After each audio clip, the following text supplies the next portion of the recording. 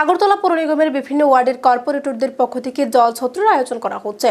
প্রচন্ড দাবদাহে পথচারী এবং শ্রমিক অংশের মানুষজন যাতে তীব্র গরমে কিছুটা হলেও শান্তি পায় তার জন্যই এ ধরনের আয়োজন করা হচ্ছে আগরতলা পৌর নিগমের বিভিন্ন ওয়ার্ডে।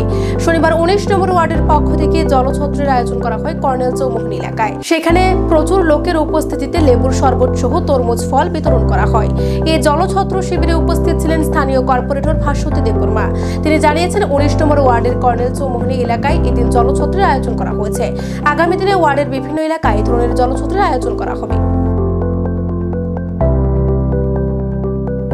দাদারা আছে, ওয়ার্ড সেক্রেটারি আছে, সবাই মিলে আমরা এই গরমে যে মানুষ অনেক ভুগছে, রোদে অনেক কিছু জ্বর আছে, কাশি সর্দি জ্বর অনেক কিছু প্রবলেম হচ্ছে, তার জন্য আমরা ভেবেছি ওয়ার্ড থেকে আমাদের দাদারা বলেছেন যে ওয়ার্ড থেকে আমরা জলছত্র অনুষ্ঠান করবো। আমরা ওয়ার্ডের সবাই মিলে উদ্যোগ নিয়েছি যে তরমুজ এবং লেবু শরবত, তাছাড়া আরও আমাদের আত্মীয়তারও আছে, ওরা ব্লকুস টকুস দেবো, সব এগুলি করছে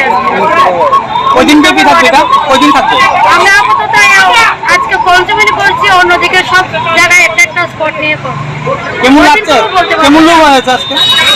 আপনারা তো দেখতেই পাচ্ছেন প্রচুর লোক হচ্ছে, মানে শুরু হয়ে গেছে, আরো আসবে লোক, এবং যতক্ষণ আমরা দিতে পারবে আমরা অবশ্যই। কত নম্বর ওয়ার্ড এটা? 19 নম্বর ওয়ার্ড।